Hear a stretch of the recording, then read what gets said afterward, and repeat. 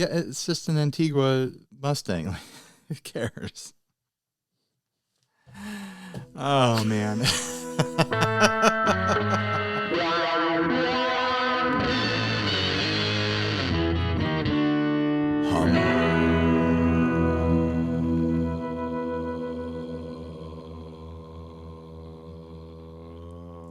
You beat me, Steve. You bested me at humming. You should have been a Gregorian chanter, Steve. With those low pipes you got. It's impressive, right, everyone? The super chats are just rolling in right now, thanks to Steve's low rumbles. This first ad was sent to us by... Hold on. Hi, everyone. I'm Ryan. And I'm Steven. This is 60 Cycle Home, the guitar buying, selling, trading, modding, fixing, breaking, reviewing, playing podcast. This first ad was sent to us by Liam Barbaza. That's the name. Started as a kit, custom pickguard, and unique 3D printed pickup covers designed and made just for this guitar. Electronics and hardware not upgraded, but it has a nice sound and is very playable. Awesome starter guitar in a great color with some custom tweaks. I am clearing out some custom projects, and I thought a Barbie fan might get a kick out of this one. Price is firm. Local pickup, cash, see less. Do we have a price? You don't have to be a Barbie fan to appreciate a pink and leopard print guitar. Like, come on. You can hate Barbie and still like those things. You basically have this guitar. I basically have this guitar. This is the PRS. This is nearly that dragon fruit pink. If we don't have a screen grab of the price, and there wasn't one. Well, this was in Canadian dollars anyway. So $150. There you go. But Burlington, Ontario is in Canada. So does that mean that this was only like $120? Because that's wild if that's the case. It is a bit wild. I stopped and looked at this thing just because of the pickups. He came up with some sort of 3D printed cover, and they look really cool. Like, they grabbed my attention. I was like, I know I've seen these somewhere. Aren't these some sort of like high-end boutique-y sort of pickup sort of thing? No, he just printed covers for them. Yeah. All these people out there have 3D printers now. We need to be seeing a lot more of this. They definitely have that Baronic sort of pickup vibe that I mean, I don't know how much of that is his design versus there's another builder that Mojo, whatever, that does these big weird shapes. Like, you see them in like the high end like builders area at NAMM every year. Yeah. Like, I can't remember. The comment section is going to be full of people saying exactly who it is. Who is it that does the pickups for Ronin? Like, this kind of has a Ronin pickup. The Ronin guitars have a pickup that's kind of gives me this vibe. Not quite. I think Ronin does their own pickups. Shot down. Yeah. Sorry. I tried to get a yes and Ryan was just like, no. Screw you, Steve. You're wrong, bitch. But we need to be seeing more of this because it looks really cool. Yeah. Like, and I can't tell from these photos that they're 3D printed. You can always tell, like, up close that something is 3D printed. But that's a really cool look. This person did custom cuts on that pick guard. First of all, they got a leopard print pick guard. Mm-hmm. It actually looks like it's layered over Moto. Do you see that? Yeah. So it's some sort of clear print over Moto. That's interesting. No, that looks really good. And this person is missing the script about what's special about what they did here. Yeah, it's a kit guitar. The core guitar, they probably only paid $79 for. Mm-hmm. But they did some cool things here. They could be selling those pickup covers. They're missing the script. They're missing the cool part of what they did. You know, yeah, they made a pink guitar with leopard print, but they have some good ideas and they need to explore. They need to come up with their own knob design to go with those pickups. Yeah. I'm just going to say congratulations, Burlington, Ontario. You have the makings of a future luthier. There you go. This is going to be the next Leo Fender. This is going to be Canada's Paul Reed Smith over there. Yeah. It's a bold look. What's a stereotypical Canadian name? I don't know. I was told one time that Burke is a very common last name in Canada. Interesting. I don't know. I've never been to Canada. I don't know very many Canadians, and I feel like the ones that I do know have fairly unique. Okay, Canadians that we know. Jay Leonard J. His last name is Jay. And his first name is Jay. And Glenn Fricker. Yeah, and Ben and Amanda Coombs. Yes, Ben and Amanda Coombs. And this is Landon Bailey. Everyone's favorite game, Name a Canadian. Any Canadian. Just list Canadians that you know. Are we just saying ones that we know or ones that we know of? We could list Canadians we know of.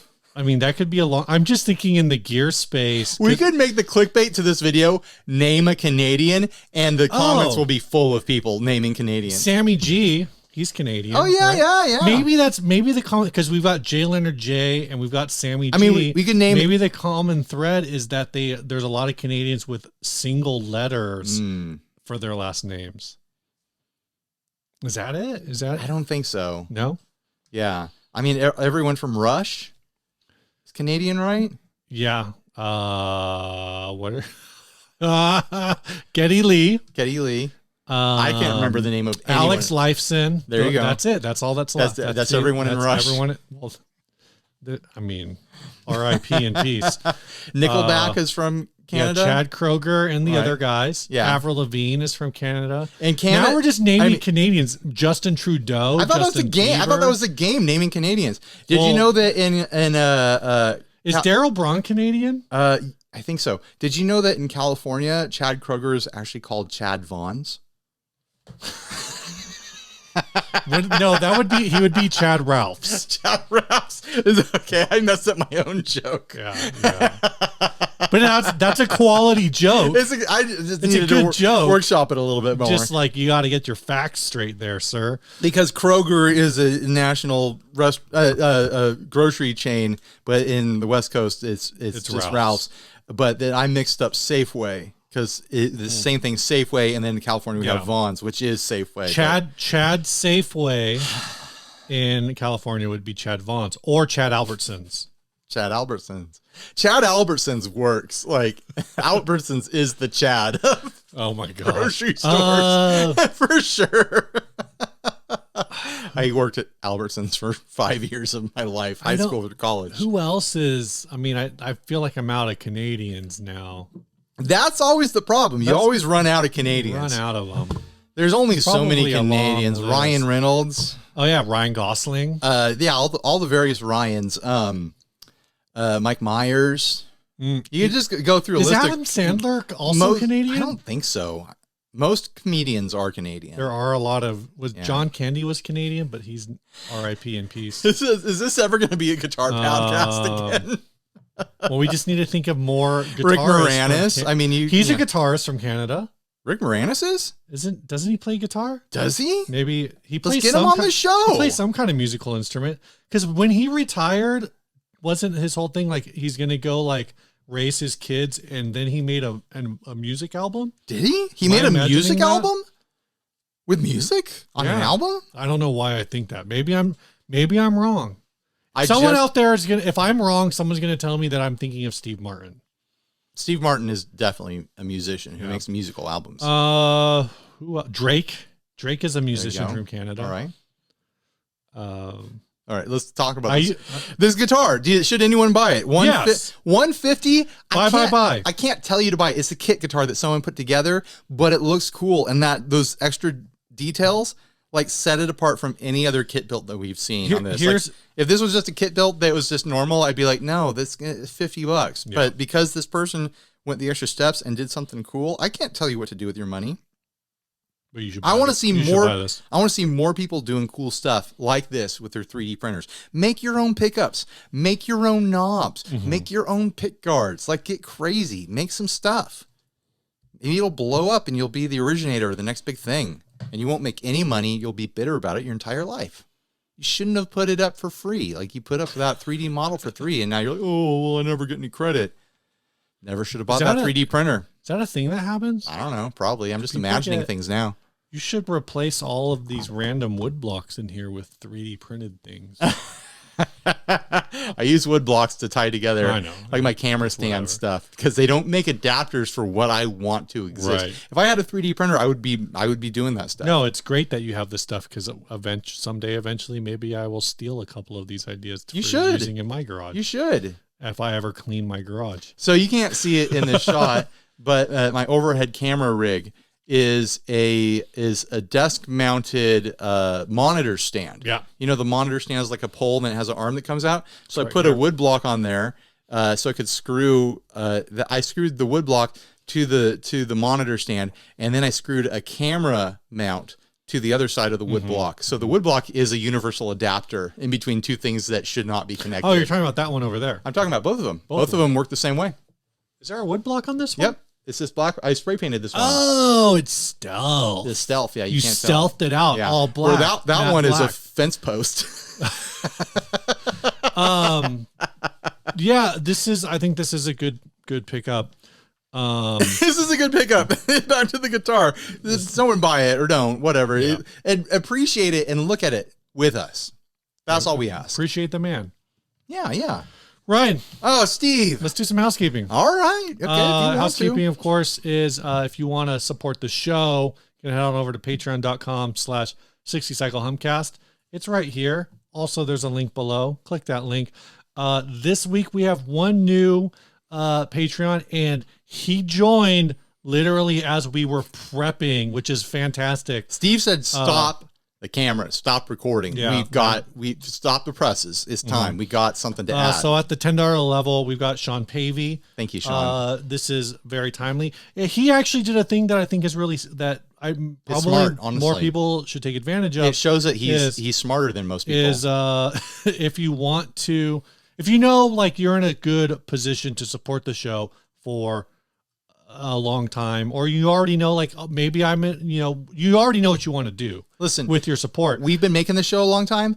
We're consistent. We've never missed a week. We've never missed a week of podcasting. It's insane.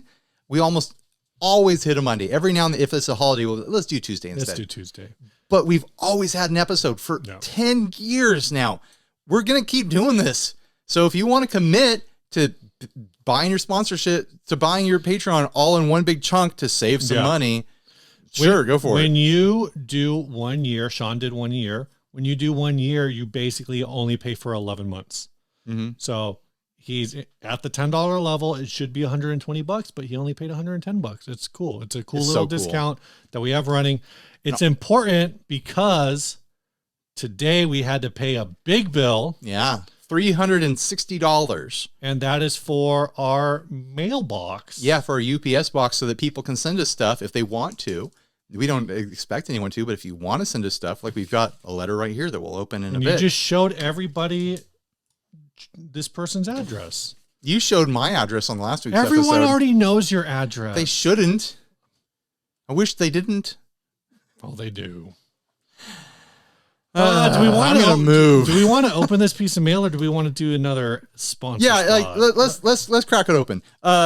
Since we talked about how we use Patreon your money, pays for our mailbox, $360 to update the mailbox so account. Ryan can feel like he has a little bit of anonymity on the internet. Is about half of what we bring in a month from our Patreon. So we definitely appreciate your patrons that help us cover costs like that. I can't pull it out, Steve. It's stuck. Just rip the envelope, man. It's got a deer on it. Nice work. You are outstanding in your field. This is a thick feeling boy here. There's some stuff in there. There's stuff inside. Stickers? It looks like you're the reader, Steve. You take a crack at that. Whoa. Loved the idea of a pick exchange. Hopefully you guys are still into it. Here's some picks from two of the main shops in Humboldt. I know Ryan doesn't support brick and mortar shops because they don't rent band instruments well or something like that. But maybe Steve will think the picks are cool. Thanks. I believe I owe Josh some picks already beyond this, but we got some cool stickers in there. Oh, there's this envelope right there. The self-addressed stamped envelope. But like I said, I'm pretty sure I owe him some stuff. You want to see something crazy? Let's show me something crazy. Oh, so this is a fun sticker. So this pick right here, it's got this logo on it. Manitoba's 2 Street Music. Yeah. You can't see it, but I designed that graphic. Oh, cool. It's one of my iStock designs. So let me take a clear photo of it for when I edit this. It says Wildwood Music in Arcata, California. That is one of my designs, and I sold that on iStock. Is Manitoba's, is that where Brett works, or does he just shop there? I don't know. Brett, Oh, there's two of them. There's two of them. So we'll send him some pics and send him some stickers, Steve.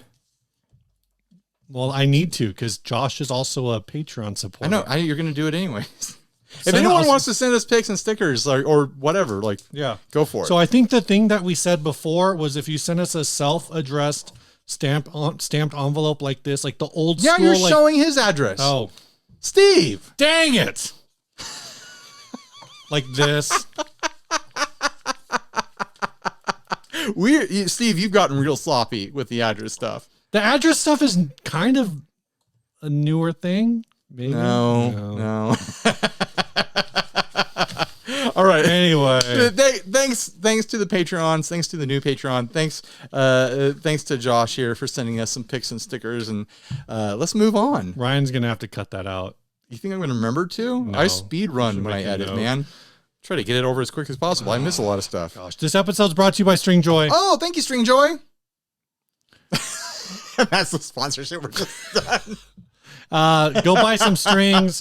Use code HUM for a 10% discount. Use our link in the link below so they know that we sent you. They're great strings. These are a 9 to 42 set, but of course you can get any set you want. The Oops All G video is still getting lots of rude and nasty comments. I love it. Well, the little clip video on Facebook, because I didn't put very much of actually playing on there.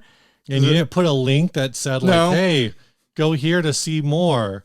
So people are just like, hey, you didn't play very much. Yeah, I didn't. Yeah. Sorry. Deal with it. But getting views, go though. Check them out. stringjoy.com. They're fantastic. None of you have done what I've said, what I've asked for, what I've demanded of you so far. Get in the comments section and tell us your experience with your Stringjoy strings. I want to know, do you like them? Do you hate them? Do you feel like we misled you? Do you feel like we led you in the exact right path that you needed to go? I want to know what you think about this brand. I want to know what you think about the strings that they make, the products that they make. Tell us in the comment section. We're looking for feedback. Tell us, guys. Jeez. Thank you, Stringjoy. We really appreciate it. They've actually been supporting us quite a while. Yeah. Yeah. Ryan, what's the next ad? Oh, that's a good question, Steve. I didn't tell you? No. Let's do the Gemstone Guitar. Gemstone G&L.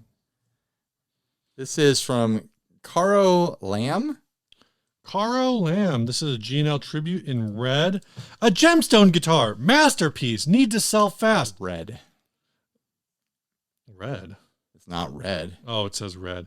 Tired of the same looking guitar everybody owns? Let me guess. You've never seen one of these. It's one of a kind. Yeah, there's a reason. Garnished with tiger eye, mother of pearl, jasper, and gold flakes. Good luck finding one of these elsewhere. If you like to install your own hardware, pickups, etc., I would sell the neck and body for only $1,200. Are you kidding me? So you're telling me that you think just the... They covered it in brown rocks. Electric guitar, like the pickups on this, you think that's worth $1,200? What? It's a G&L. It's just been encrusted with brown stones for some reason. Maybe the photos don't do it justice. Maybe in person it's like a beautiful copper golden hue. It looks gross. It looks like 1970s furniture, like the type that's not cool enough for anyone to be nostalgic of, you know? It looks like a 1970s countertop. I don't even understand what I'm looking at because, like, here's the body and there's all this stuff in it. And then there's another one where it definitely looks like the pickguard and everything is in the body. So this has to be pre-route or something. Is this even a G&L? I mean, it must be a G&L body. It's some kind of body to start. Yeah, what happened here? Why is this? I'm so confused. I'm just completely. Maybe it's not lost. A G&L body. Maybe it's just G&L hardware and neck. But like in this picture, it looks like everything's floating on top of the body. maybe the pictures are just bad. The pickguard is not screwed in. Everything is just floating on top of the body. I don't think it's not finished. This is like a... But like in this picture, it looks like it's recessed. Is it just like my eyes playing tricks on me? The pickups they don't have any hardware holding them in. So the pickguard's able to fit flat against the pickups. But how is the switch in there? This has to be a before and after routing situation. All right, I just want to make I'm going to get this joke out of the way. Do it. Get it out of the way. This guitar is great for playing rock music. Oh my gosh. Abalone inlays. Oh, for that awesome sea shanty tone. Abalone. This whole guitar is baloney. Oh my, that was pretty good. I appreciated that. Something's up. Something is up because I'm gonna venture to say this is not a factory finish. Oh, and it's a tribute. Ryan, this is a $700 guitar new. How could you be so bold? Hot takes, guys. I know, hot takes. The hottest takes. What the hell is even happening? Like, and it's not like there are like abalone and pearl and gem and precious stone and decorative stone encrusted guitars out there that look beautiful. First of all, why did they go with so much brown? Secondly, like, you can see this is beyond orange peel. Yeah. Where whatever clear coat they put over it, it's like it looks so goopy. Okay, I'm gonna throw this one out there. Throw it at me, man. I've never refinished a guitar. I think I could hopefully do a better clear coat than that. I think you could do a better clear coat than that. The stonework, admittedly, like stuff had to be done to make this happen and make this work. I don't understand why they did it though. It looks bad and gross. Do you remember like in the late 80s when everything was Tiger Eye was a really big thing, I feel like, in the late 80s. Tiger Eye? Tiger Eye. What's that stone? That's what all that brown is. It's a stone called Tiger Oh, Eye. right. No, like you saw that type of, that's what I was saying, like this like 1970s countertop sort of look. But I feel like when it was like done well, it was really subtle. It was like a single stone in a pendant, not an entire guitar body that would be perfect for playing Survivor's Eye of the Tiger. But that stuff has like that iridescence when you move it. Maybe that's the problem with this ad is like there needs to be a video of it moving so you can see the depth of that stone. Yeah. Because it just looks brown. Everything in here looks like this close-up of the body, which has like a heart shape.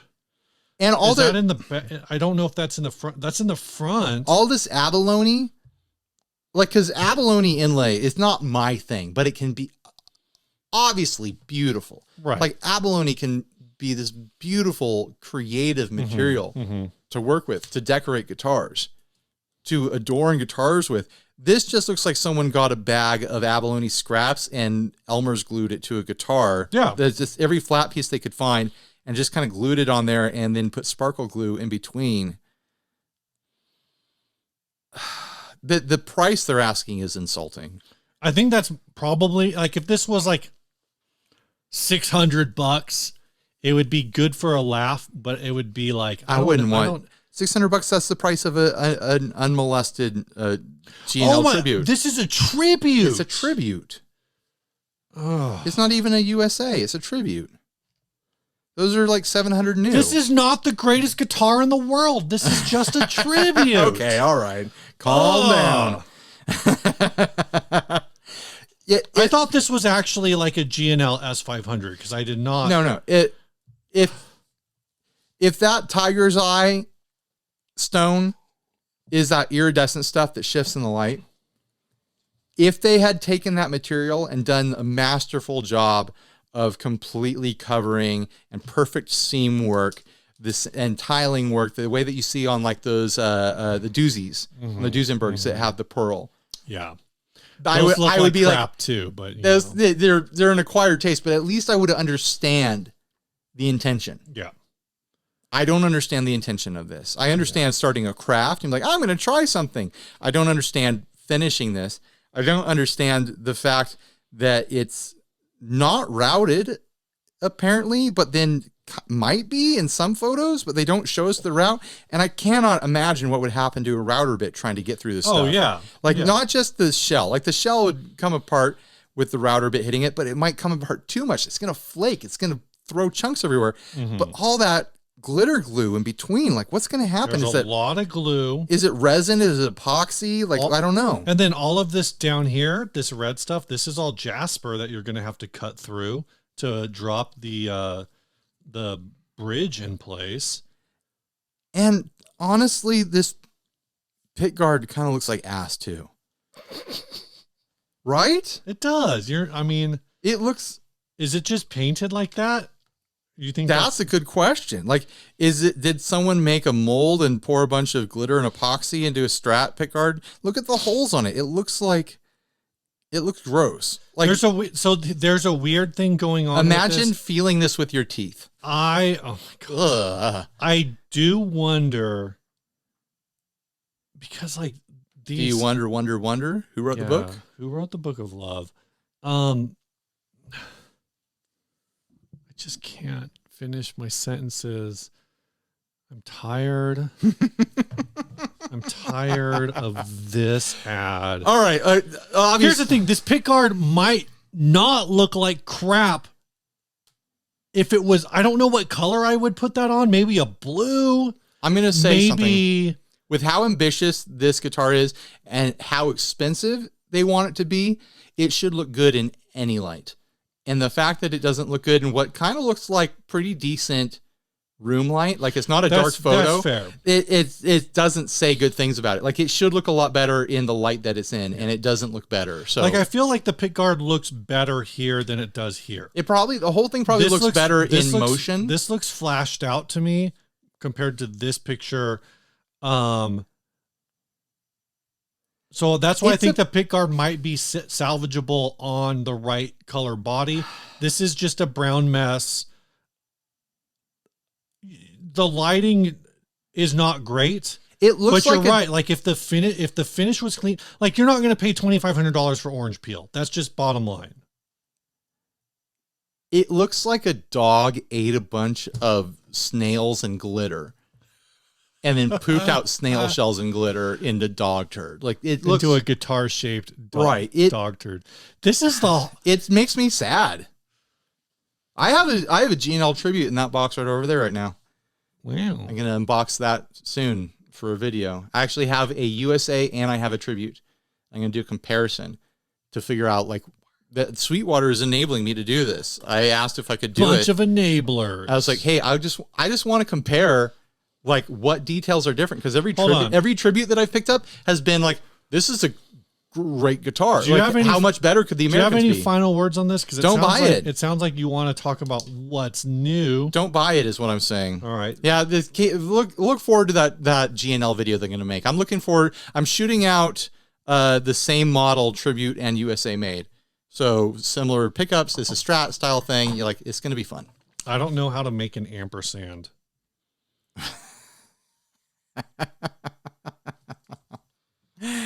All right. That G&L versus G.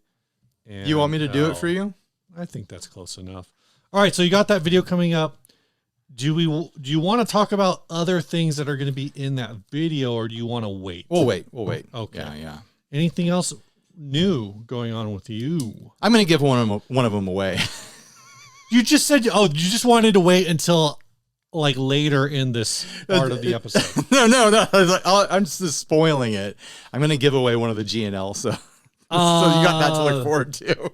Somebody kind of asked about this. What have you been watching lately? What have you been watching? Is that what you want to do for what's new? Well, do you have anything else for what's new? Yeah. What else do you have for what's new? I think I'm quitting church. Oh. Steve is writing a note, and it's going to be the title of the episode. Ryan is quitting church. I'm not quitting church. I'm not leaving my faith. Ryan hates God. also, Ryan is now an atheist. Also, Barbie Pink, Gemstone G&L, and mini pedals.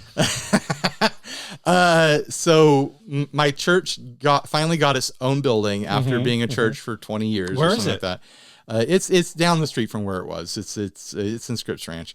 Now people know where you go to church. Fine, come to church. I won't be there. So they got their own building. They used to meet in a middle school, which had a great big auditorium. Now they're in a building that is smaller. It is much better for them, but the sanctuary is smaller. So they're moving to 2 services. And I was already getting wrecked getting there as early as I was for one service. For like 9:30. For like the 9:30 service. I had to be there at 8. 9:25. No, I had to be there at 7:30 or something like that. And it's not just the time I have to wake up. I do have to wake up earlier now. It is the amount of time spent on one of my few days off. Right. When like weekends, you know how it is. Weekends end up being, when you're an adult, they end up being chore weekends too. It's a different type of work, or you're doing fun stuff with your kids and stuff like that. I don't think I can justify doing the worship band anymore.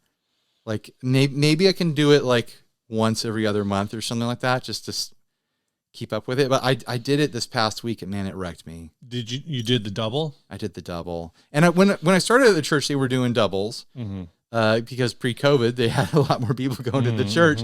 They're still recovering from COVID. And I was younger. I was younger when I did all that. At our old church, I was younger when we did all that. Right. I'm not young anymore, and I don't think I can swing it anymore. So yeah, I've been trying to think like maybe once a month, maybe once every other month. I don't know, maybe.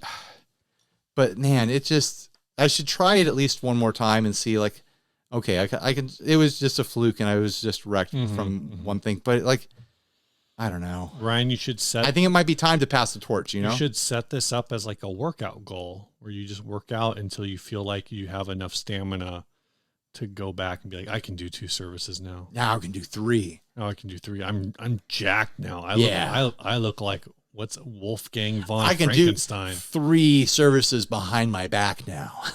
With one hand. But like, if it's gonna wreck me, it's not just about like getting old and or just needing more family time on the weekends or whatever. It's also about joy. It's a volunteer thing. If it's going to make me miserable, then I shouldn't be doing it. For sure. Like that's the reality of it. It's purely volunteer. It always has been for me. I've enjoyed doing it a really long time, and I think it's time to pass the torch. So that's kind of where I'm at. And there's no problem with that. There's no problem with that. No, I don't have to justify it to anyone. Oh. Watch, God's going to strike me down this week, and he's going to open up the earth, and I'm going to fall into a big hole, and the earth is going to close up, and a little sign's going to grow out of the ground, and it's going to say, here lies Ryan who quit church. Who quit church. Who quit the church band. Who spat in God's face by not playing 2 services anymore. Yeah. No, I definitely, when we switched at my old church, we started doing a morning service and an evening service. I had already set myself to be like, okay, I only have time to do 2 services a month. And then when they went to 2 services a weekend, they were like, well, what does this mean for you? I go, well, 2 services a month. So yeah, if you want me to play on the morning, then I'm not going to play that night. If my church had an evening service, I'd be there. Like end of the day, yeah, I'm down for that. I'll show up for that.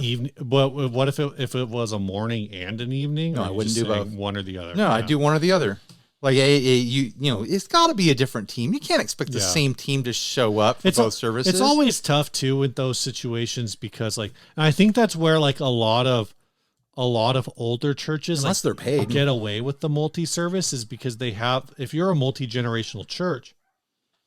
There's a dog outside, Steve. Like, relax. It's okay. It's not coming in. I promise. If you're a multi-generational church, then you have like the blue hairs come in for the 8:00 service. And then at 10 a.m., you're ready to rock. Blue hairs means something else now. Blue hairs used to mean the old ladies. What does it mean now? Now it means all those liberal Democrats. Oh yeah, yeah. But yeah, so it's like a lot of churches do like they'll call it something. It would be great if there was a blue hair service, traditional celebration, and all these older ladies showed up, and then they realized, no, this is like the hyper progressive this service. Is the Unitarians, the Universalist service. There's a lady pastor, and she's got blue hair, and there's a pride flag waving, and she's openly praying to like she's naming off all of the different like Judeo-Christian religions. Names for God. I've had an idea that a lot of religious people will hate. Oh, great! You should say it out loud. I'm going to say it out loud. There's a lot of different faiths. There's a lot of different... But only one of them is right. People. There's a lot of different Southern people... Baptists. That believe... The Southern Baptists are the only right ones, and we're all in a lot of trouble. There's a lot of different, beliefs, and most of them kind of are wrapped around the idea of a creator. Okay. I would definitely go to a church where it was just like a creative service for being creative for people who are seeking to worship a creator. Like you go in, it's more like an art colony sort of thing. Feel like and there's this definitely exists. There's not a sermon or anything like that. Maybe there's bands that perform music of their various faiths and things like that. But it's more like an art space. It's like there's like a pottery area. There's an area for painting. There's like a music workshops or things like that. And if you do this religiously, tax-free, baby. Oh my gosh. Now you got a community service thing going on. Oh my gosh. It's a religious thing. You get people to tithe to come use a creative space. Like this is not a church service. It's a grift that I cooked up. This felt like it had a lot of promise. I am definitely going to get struck down by God. At the end, you're just like, oh, by the way, this is all just a grift. It's just a grift. Just a grift. I mean, the people in the audience are going to be arguing like, oh, all religion is a grift anyway. So, well, let's have some fun with it. Let's make some art. Let's get creative. Let's have an interfaith worship creative service. That's what I'm pitching. I'd hang out with Buddhists and Hindus and Muslims and Catholics and Mormons and all sorts of different people. If we're hanging out making art, expressing our worship of a creator, like that sounds beautiful to me. Yeah.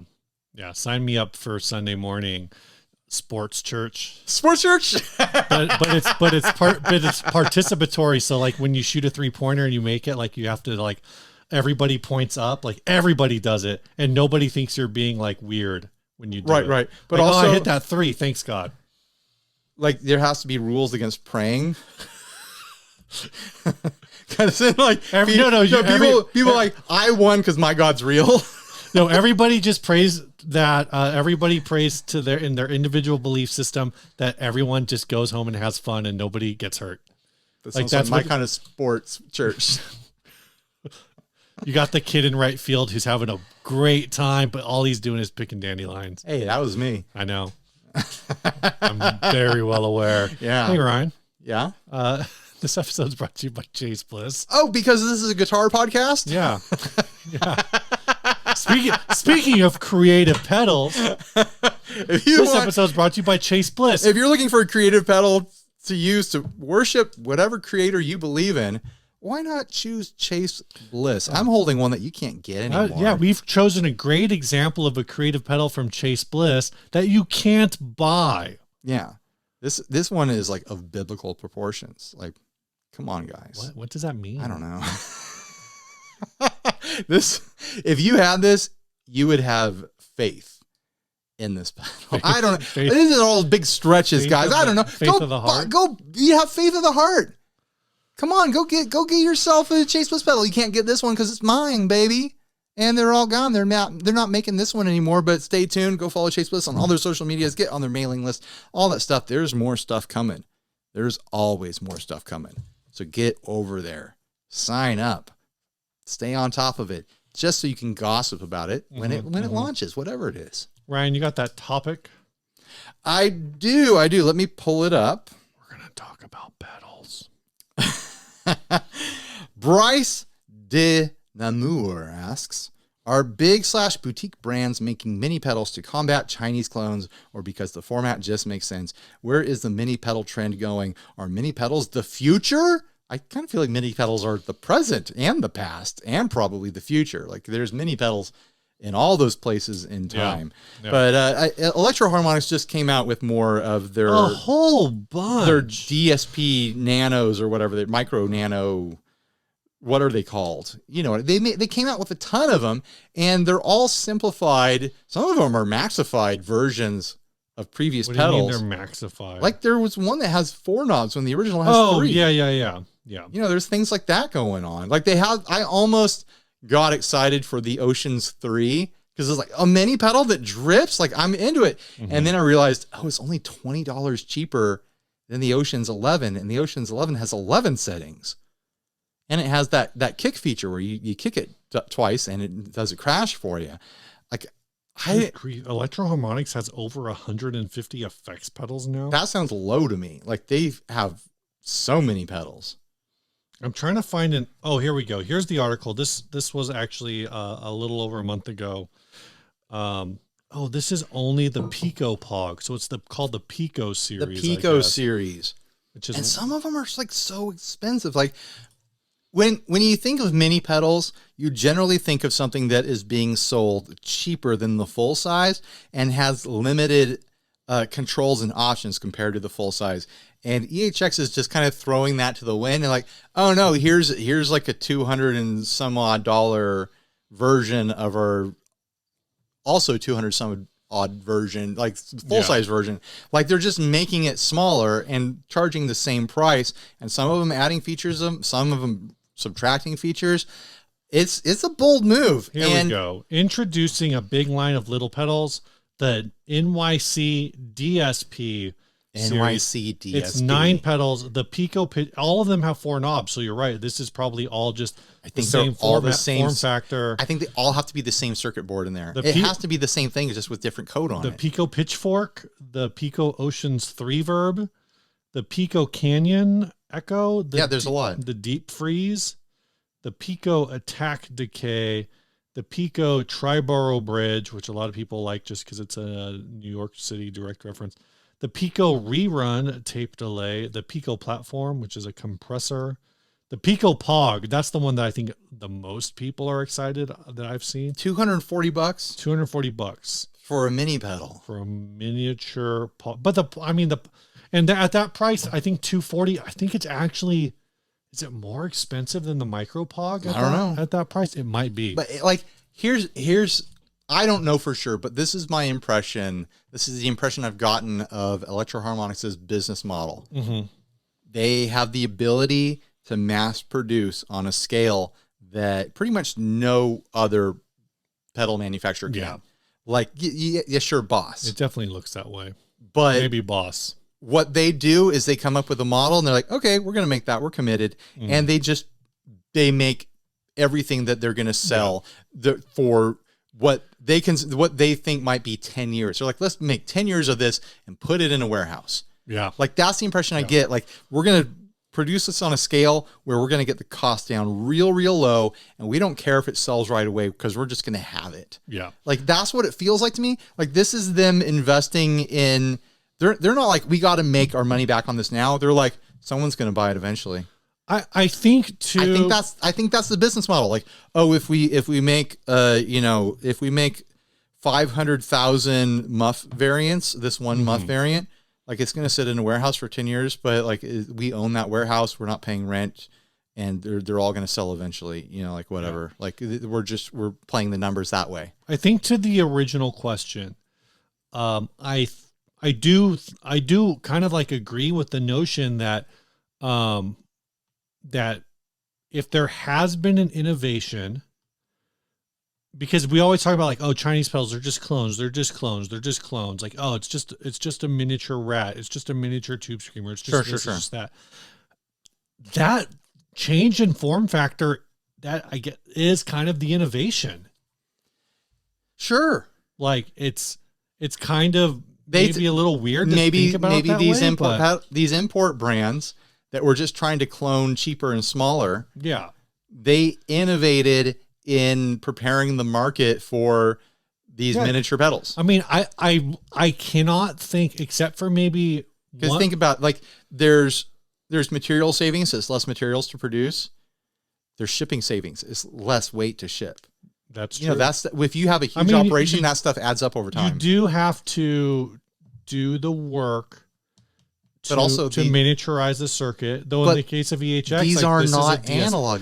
This isn't, but like other companies who have done it. Sure. There are plenty of analog mini pedals. Like a Chinese rat is still a rat. It's just everything's SMD now. Right. But when we look around, like, the thing that I think is bold, like this Pigtronics pedal is pretty cool. It's pretty hefty. This is the Moon Pool. I don't know how much this is, but I know the Pigtronics stuff is not cheap. Right. There's a Wampler. That's great. The Bell. Ryan loves this pedal. I do. I love that pedal. And it's a mini, and again, not cheap. But if I think if Wampler tried to just release this pedal 8 years ago, everybody would be like, it's a toy. What is he doing? No, like that. When Mr. Black, I actually think was the first American manufacturer I saw really embrace mini pedals, and people were kind of confused by it. I think a lot of his mini pedals were between like $100 and $130. And it took a long time for the market to kind of overcome this idea that this is what every mini pedal should be, right? $20 on Amazon, and that the engineering is just whatever you get.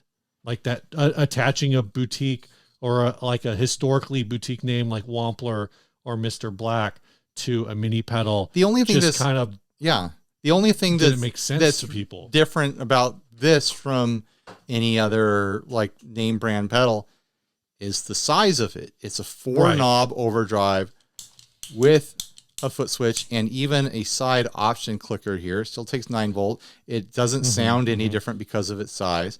Like, it's like the only difference is its size. Some people don't like stepping on something small like this. Some people want a big old pedal. Some people don't care. Like, it doesn't change my life at all that this is smaller or bigger. It tends to fill the same space on a board because it's like I make space for my foot around it, you know? You know what a pedal like that is? And I'm sure a lot of people have thought about this. A pedal in a mini pedal format like this. We're probably going to talk about this like next week or something, but you could take this pedal and mount it upside down underneath like a pedal train and just have it as an always on. Yeah, sure. You could do that. I mean, that's the thing people do. You could put this in your sock drawer and no one would find it. Oh my gosh. You could put it all sorts of places. I'm saying, like, if you want it always on, like, it's real small, it'll fit. You know, there are versus like a full size version that wouldn't fit underneath. There are notable players across the years who have mounted pedals to their guitars. Yeah. It would be so much more convenient with a little one. Like, I don't think there's no real, like, legitimate debate that a mini pedal is lesser or greater than a full-size pedal. There are people who make arguments with vintage circuits like fuzz faces and muffs and stuff like that, that the particular case did add something to the circuit because it was grounded to the case. So maybe that changes things. But in that case, like, maybe you're seeking the tone of a mini pedal, you know, maybe you prefer the tighter low end of a mini fuzz face. I don't know. But just like you can get a cheap pedal in this size case. You could also get a Chase Bliss pedal in this size case. And that doesn't really change the value of the circuit.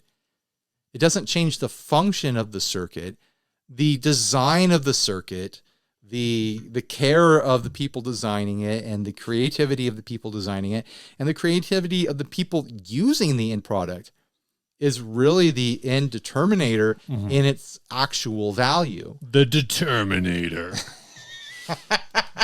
That's like the worst off-brand action movie.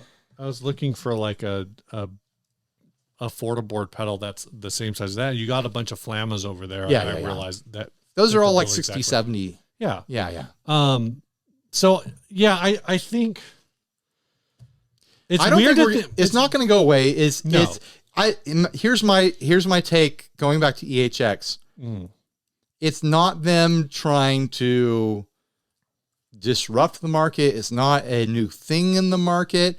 It is them offering an option for people who want it. Just because Starbucks sells a small coffee doesn't mean the large coffees are being replaced. It means that they know there's people who want to buy a small coffee. I think it's an interesting, I think it's an interesting market strategy too, to keep them at the higher price, basically pushing them under like the guys makes it sound deceptive, but girls pushing it under the like the idea that, hey, these are the same, going to be the same quality as our full size pedal. It's just limited options, because I could see somebody. It probably would look bad if they were like, oh yeah, these are $70, and like, well, are you telling me that the circuit quality, if these are just as good as the full size ones, are you telling me that the circuit quality of the full size ones is only worth $70? Like, I could see where the branding argument comes in there.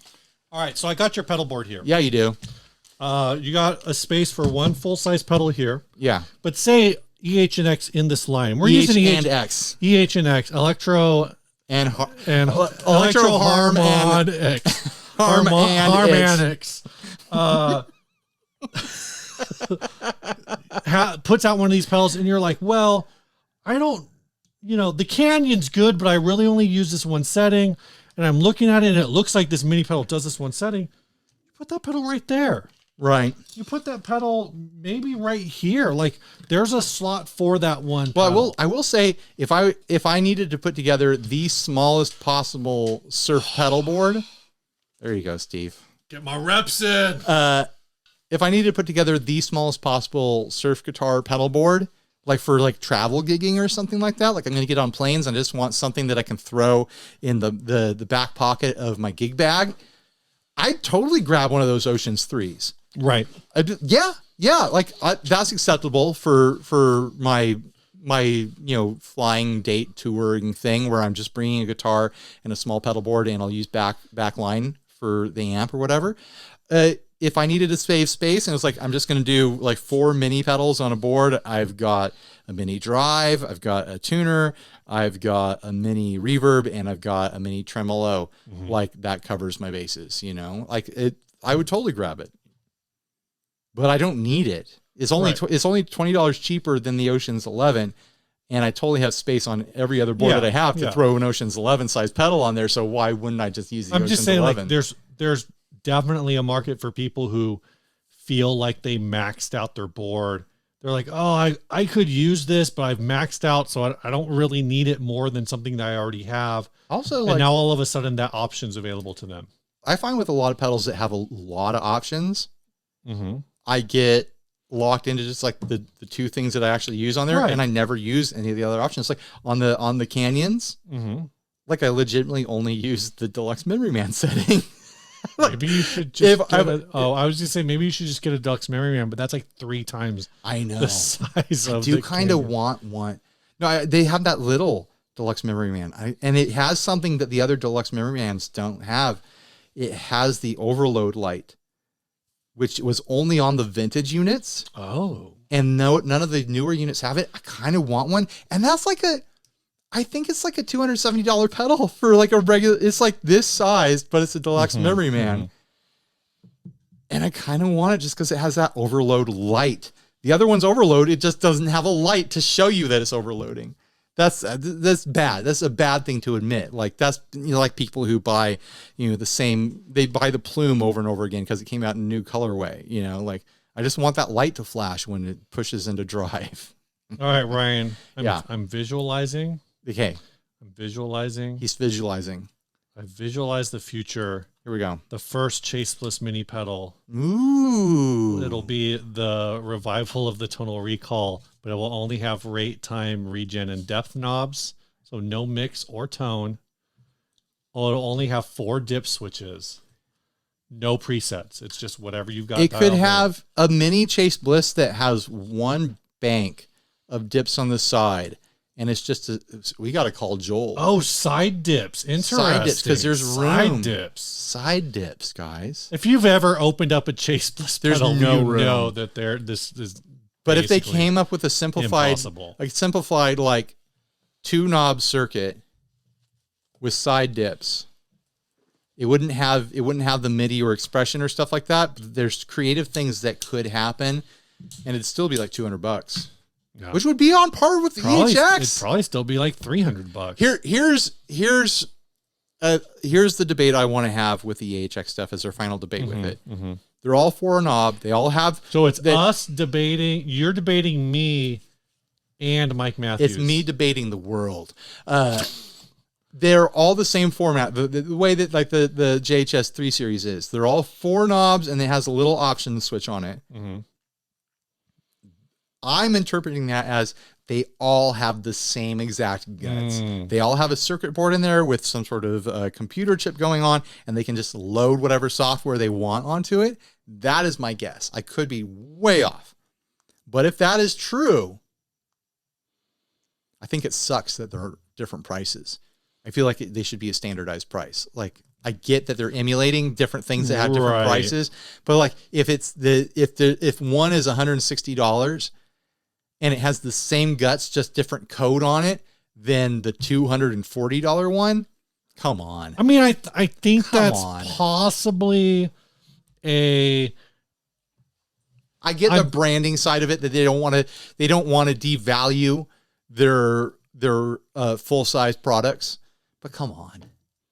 I mean, I guess I'm looking through here, and every single one of these, and also except for the attack delay, or the attack decay, does not have a blend knob. If Steve, this one doesn't have.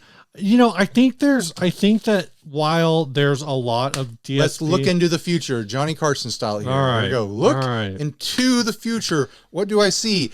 Electro Harmonix is coming out with all these DSP mini pedals that all have the same computer hardware inside. We're assuming. Okay, you are assuming they're converting. When Mike Matthews sues us, he's really only suing you. That's why if they're converting all their classic effects to DSP, Electro Harmonix multi-effect in the works.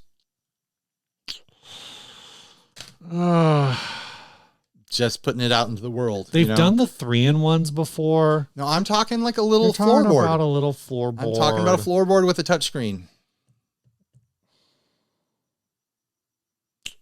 It could happen. If the stranger things have happened, they're converting all their classic pedals to DSP, Steve. Like, they have the code. They just need to pop it into a bigger box. I'm going to go out on a limb here and go ahead and say you're wrong. Okay. All right. And I think all of these, like the core of each one of these pedals is probably the same. There's probably some tweaks to each one to make it do, to handle the signal in different ways. Is it enough to justify different price points? I don't know.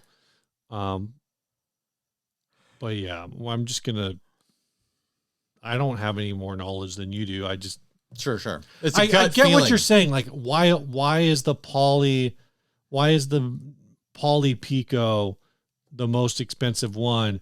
Is the only reason for that to preserve the value of the rest of the POG, pedals? Yeah, I hear you. I'm saying I don't know. They come out with a $600 floorboard with a built-in expression pedal, and it's not amp or cab sims. It's just Electro Harmonix effects. Stereo in and out. I can see it. Yeah. I'm going to Photoshop it. I'm never going to get around to it, but what if I did? You should. You really should. I should. You should do a time lapse of a Photoshop. You've probably already done time lapses of Photoshop. I've messed around with it. I don't. You're probably right. That's the future. Look into the future. It could be 100 years from now. Oh my gosh! Yeah, in 100 years, EH and X will be will be manifesting these. In 100 years, it will be EH and X. Why do I always want to say? I have no idea.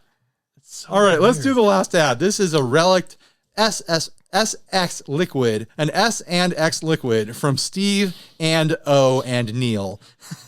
We got a couple Steve O'Neills in the queue. Yeah, we got 2 of them. What was that? Did we do both of them? We didn't do that one. We didn't do the other one. Okay, good. We're saving another Steve O'Neill for next week. He might win 2 weeks in a row. By the way, guys, build Relic. We need more ads. You have a chance to win a $25 gift certificate to the retailer or fast food establishment of your choice. Every single episode, all you have to do is send us your most ridiculous reverb, your most crazy Craigslist, your most over-the-top offer up, your most egregious eBay, all of these things. You send us your listings,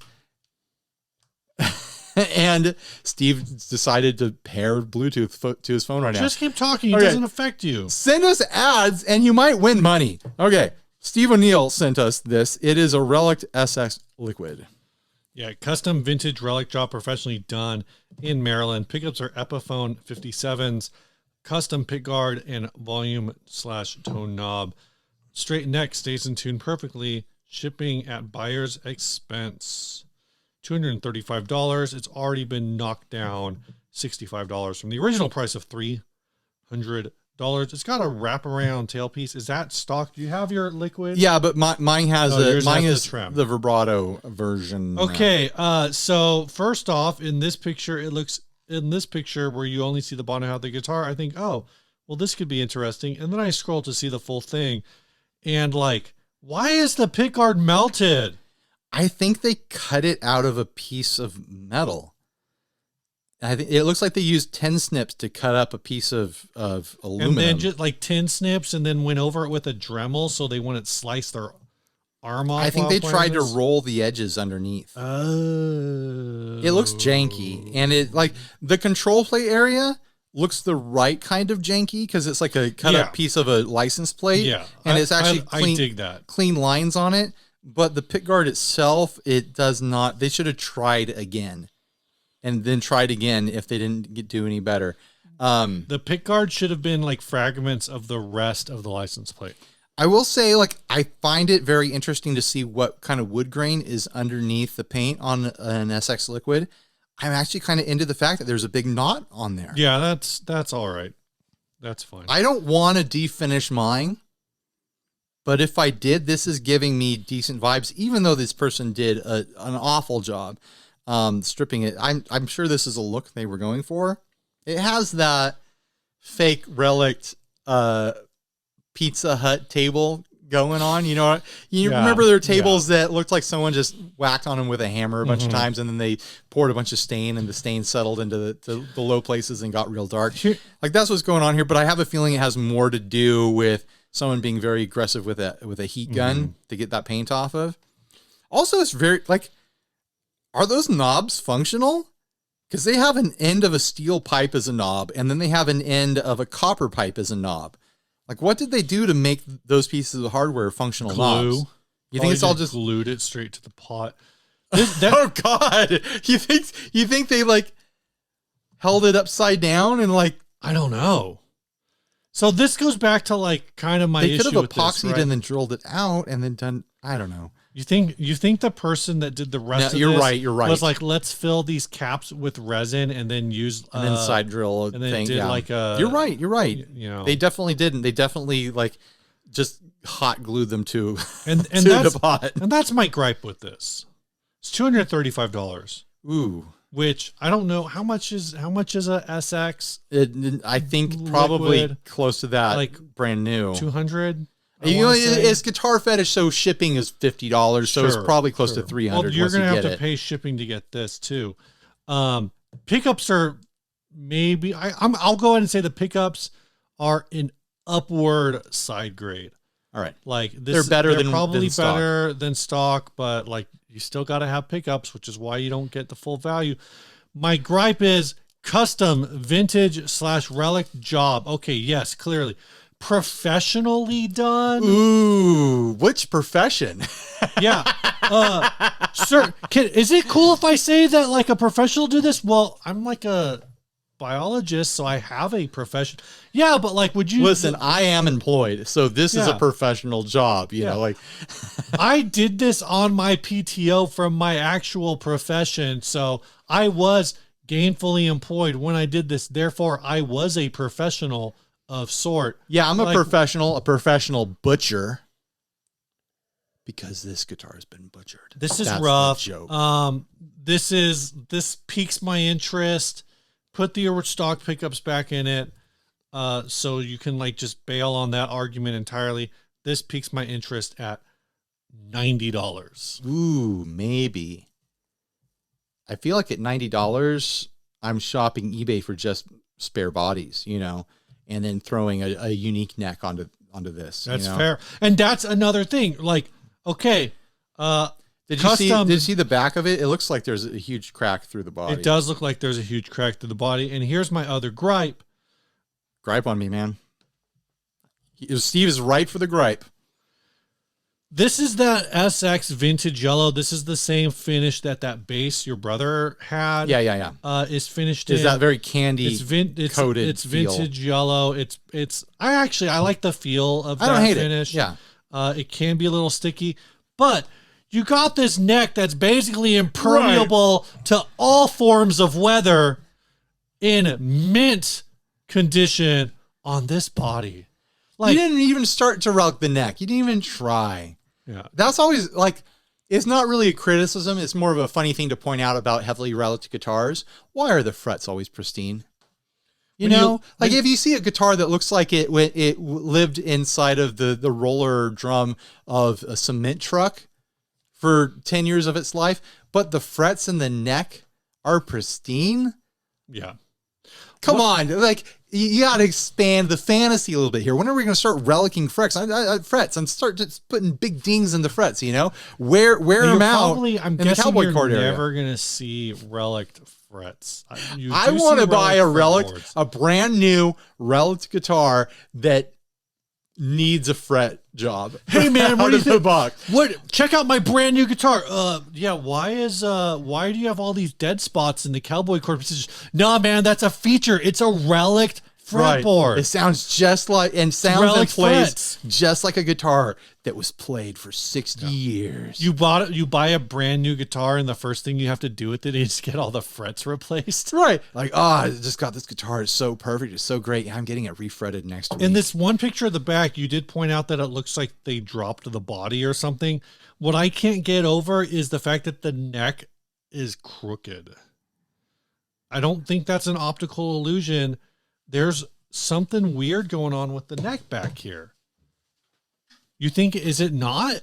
No, you're right. Like, it's not. Yeah, I'm 100% right. It's totes crooked, Steve. It's very odd. Yeah, because this is straight. So it's nice and flush. They didn't put the neck on straight. Oh, dude, look at the plate. Yeah, look at the screw. I don't understand what's going on with the plate. They drilled a new hole in the plate somehow. Yeah. How did they even do that? I do not understand. They did it twice. What the hell? Yeah. Holy hell, that's bad. Eagle-eyed cherry over here seeing that one. Jeez. Well, you're so distracted by the neck being crooked, you didn't even notice the neck plate. No, I noticed the neck plate. I just thought it was an optical illusion. You know what? Good thing they put strap locks on this so you don't drop it and get it dinged. Yeah. Oh my gosh. Here's the thing I don't understand about this. He's got strap locks on it.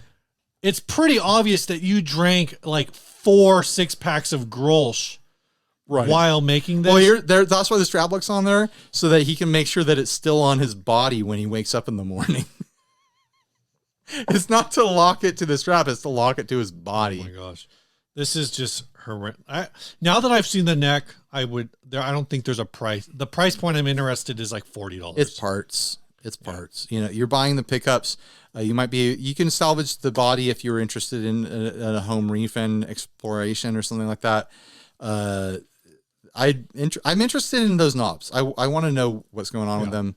But man, this is so misguided. It's fine to have fun. It's fine to have fun destroying your stuff. It's fine. This isn't fun. It's totally fine to do that. The moment you try to sell it, we're going to be here waiting to make fun of Just you. don't say it's like, okay, like one, That's not something you sell. It's something it's you not give really away. custom. You give it away. You don't sell that. Yeah, just give it away now. Yeah. You know, the Chili Peppers had it figured out. Yeah. All right, Ryan. Yeah. Yes, Steve. I think this is a tough week. Oh, yeah. How do we pick? I hate to say it. I think I had the most fun talking about that liquid. Really, I'm going between the liquid and the gemstone.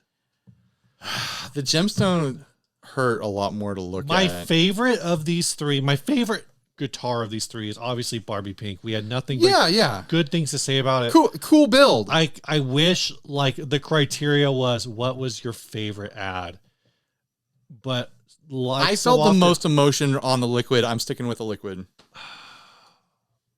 I'm gonna go with the gemstone just to be controversial. We're gonna have to spin doctor pick this. There we go. Here it is, the lucky Spin Doctor's pick. Let's give it a, we should call it the Flip Doctor's pick because we flip it. Oh. Hold on. What side? Am I taking Chris? You taking Spin Doctors? I'll take Spin Doctors. All right. So I've got the Relic liquid Yep. on Spin Doctors. You always win these things, right? That's what you've claimed? I have won very many of them, if not all of them. You won this one. How does that keep happening? I don't know, but congratulations. I might as well just bow to you every time and be like, okay, take it, Steve. Congratulations to Caro Lamb for tune in next week to see if Steve O'Neill wins, because he's going to have another ad next week. You still have a chance, Steve O'Neill. Steve and O and Neil. Yeah. This song was sent by Mark and Van and Durr and Vord. MP3 attached song submission. Hi, Ryan. Hi, Steve. First, thank you for doing what you do. Your honest, fun-loving, positive approach to guitars. Him. He thinks we're honest. Was this positive? To guitars is absolutely refreshing to behold and has been so helpful for me to get back into playing guitar after many decades-long break. I've attached the first track off my new album, which is coming out on VLSI Records, available for pre-order on Bandcamp or cassette format or digitally. The album is called Olivine Window. This track is called Losing Nils. It's very much planted in the ambient guitar genre, the guitar being a 40-year-old-ish Spectre NS6. The signal chain is a direct feed from an old Tokai TCH1 chorus into an L cap and then into a couple budget Joyo amp sims straight into an Edirol UA25 digital interface. There are 7 or 8 individual guitar lines mixed together in Audacity. This is a man after my own heart. Here we go. The audacity of it all. With an extra synth line and amazing production added by Etch-a-Sketch. If you hear anything else in there, well, sit back and pass the fudge. So the band is called, or Mark's project is called Serene One. Of course, there will be a link below. This is the song. It's downloading. Oh, it's downloaded. Here we go.